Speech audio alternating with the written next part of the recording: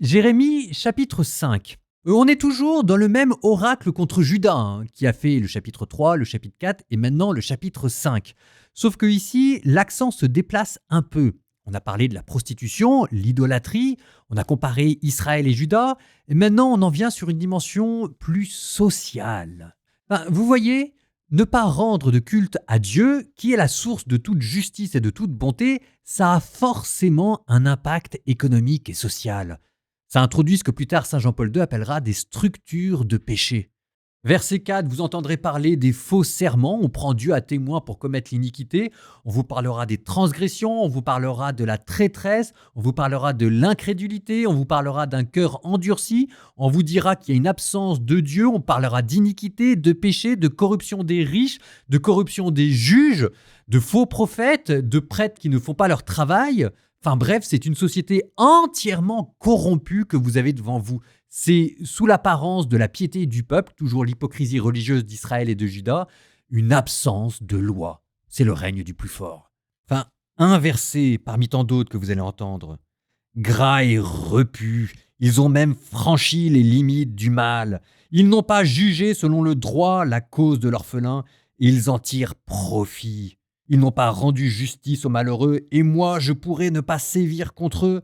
Oui, dans mon peuple, on trouve des mauvais, et ils guettent comme des oiseleurs à l'affût, ils dressent des pièges, et ils attrapent des hommes. Ça vous donnera plus tard Jésus, génération indocile et rebelle. Combien de temps vais-je encore vous supporter ? C'est ce que Jérémie disait de sa génération, c'est ce que Jésus dira de la sienne, et c'est probablement ce que nous pouvons dire nous-mêmes de notre propre génération. La question c'est, est-ce qu'on fait partie des justes ou pas ? Jérémie, chapitre 5.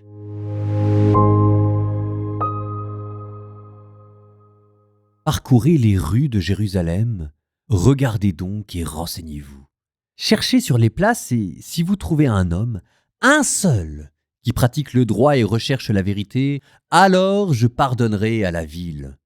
Lorsqu'il déclare le Seigneur est vivant, c'est pour faire un faux serment.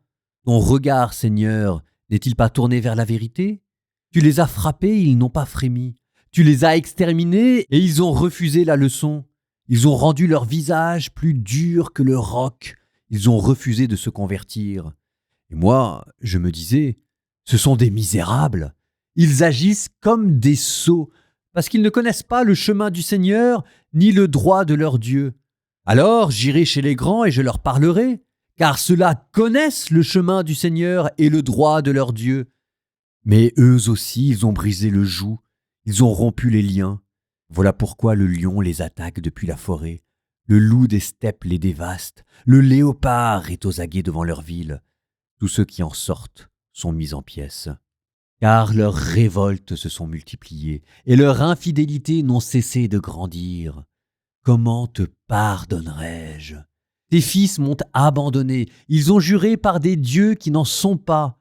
Je les avais comblés, ils ont commis l'adultère, ils se précipitent à la maison de la prostituée, ils sont comme des étalons en rut, chacun hennissant vers la femme de son prochain.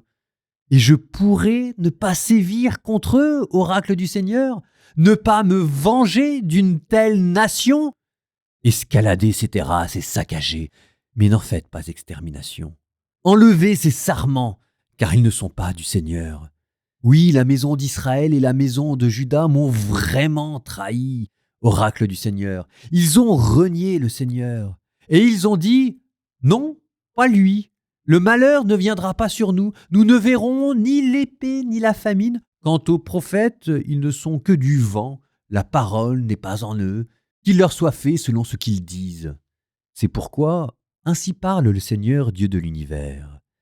Parce que vous avez dit cette parole, voici que je fais de mes paroles un feu dans ta bouche, et de ce peuple du bois que le feu dévorera.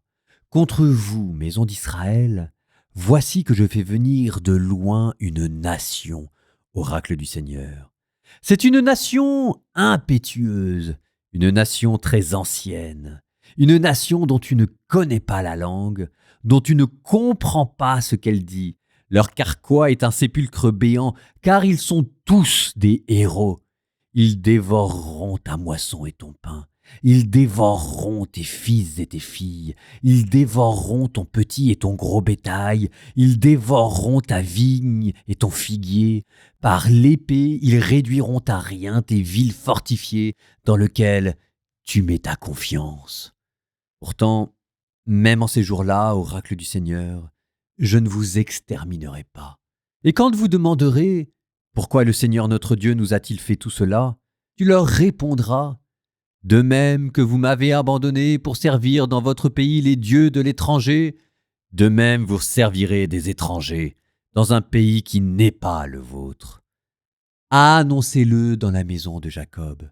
Faites-le entendre en Juda. Écoutez donc ceci, peuple stupide et sans intelligence.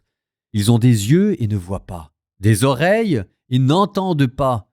Et moi, ne me craindrez-vous pas, oracle du Seigneur? Ne tremblerez-vous pas devant moi? J'ai posé le sable pour limite à la mer, pour frontière à jamais infranchissable. Ces vagues s'agitent, mais elles ne peuvent rien. Elles mugissent, mais ne la franchiront pas. Or, le cœur de ce peuple est indocile et rebelle. Ils se sont détournés, ils s'en vont, ils n'ont pas dit en leur cœur « Craignons le Seigneur notre Dieu, lui qui nous donne la pluie en sa saison, celle du printemps et celle de l'automne, lui qui assure les semaines prévues pour les moissons. » Vos fautes ont dérangé tout cela. Vos péchés vous ont privé de ces bienfaits. Oui, dans mon peuple, on trouve des méchants. Ils guettent comme des oiseleurs à l'affût. Ils dressent des pièges et ils attrapent des hommes. Comme une cage remplie d'oiseaux, leur maison est remplie de rapines. C'est ainsi qu'ils ont grandi et se sont enrichis, gras et repus. Ils ont même franchi les limites du mal. Ils n'ont pas jugé selon le droit la cause de l'orphelin et ils en tirent profit. Ils n'ont pas rendu justice aux malheureux et je pourrais ne pas sévir contre eux, oracle du Seigneur. Ne pas me venger d'une telle nation? Des infamies, des choses monstrueuses se commettent dans le pays. Les prophètes prophétisent le mensonge, les prêtres se remplissent les mains, et mon peuple aime cela. Mais que ferez-vous quand viendra la fin?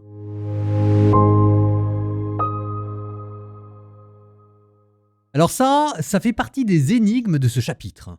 Chapitre 5, verset 1. Parcourez les rues de Jérusalem, regardez donc et renseignez-vous.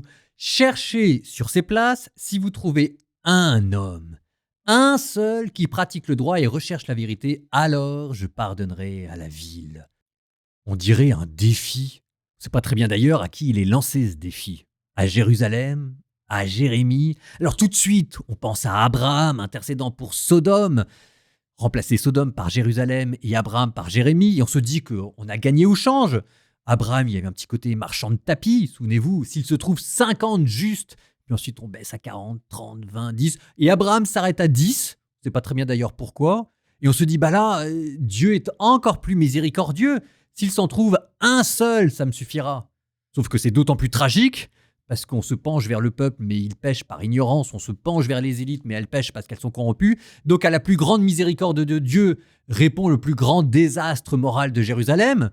Et puis, c'est quand même très curieux parce que Abraham intercédait pour Sodome. Et puis plus tard, on aura Moïse qui intercédait pour le peuple.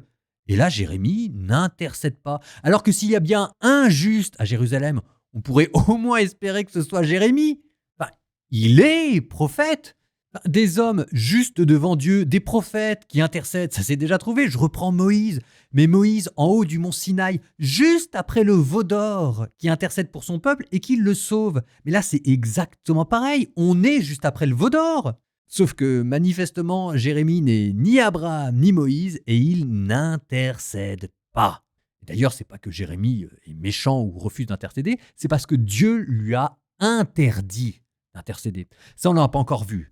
On le verra dans les chapitres 7 et dans les chapitres 15. Dieu dira à Jérémie « N'intercède pas pour ce peuple ».